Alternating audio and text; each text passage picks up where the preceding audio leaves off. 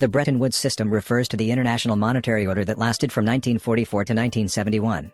44 allied nations including the U.S. held a conference in Bretton Woods, New Hampshire, United States, to regulate the international monetary and financial order after the conclusion of World War II.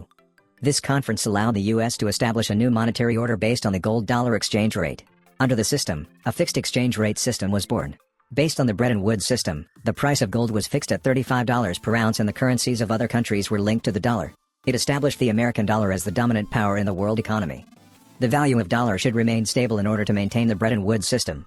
But the U.S. made huge military expenditures during the Vietnam War in the 1960s. To make things worse, the Johnson administration pushed ahead with a large-scale social infrastructure construction project under the slogan Great Society.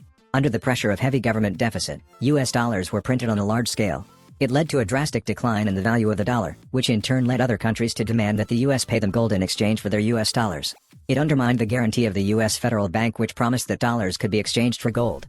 Eventually, President Nixon declared that the U.S. would no longer exchange U.S. dollars with gold.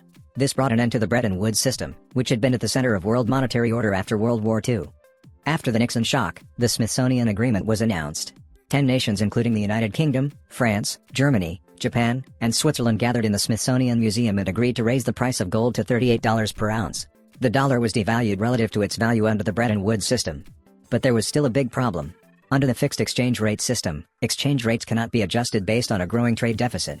This could result in economic turmoil, including highly unstable prices.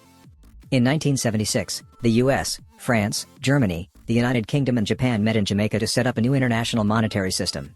The Kingston system allowed each nation to select the exchange rate system. This in practice indicated a switch to the flexible exchange rate system. Under the flexible exchange rate system, the exchange rate fluctuates depending on the supply and demand of foreign currency. This helps countries resolve imbalances in international payments. For example, when a country's currency depreciates, its trade balance is negatively affected at first. However, in the long run, export increases and this automatically leads to better balance of payments. In 1986, the Big Mag Index was devised to verify the flexible exchange rate system. This index was devised by The Economist, based on the principle that the same product should have the same price, no matter where it is sold. The market exchange rate is applied to the price, in US dollars, of a Big Mac in various countries, and then compared to the price in the US. The Big Mac Index is published in The Economist in January and July of each year. For example, if the graph shifts left from zero, it means that the currency is undervalued relative to the US dollar.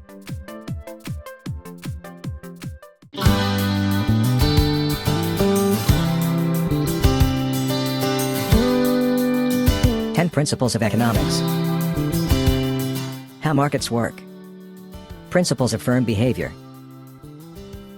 Principles of income distribution and frontiers of economics. Principles of national economy. How money and exchange rates work. How economic fluctuations and economic policy work. Translated into 6 languages and exported to the world. The people of the world enjoy economics.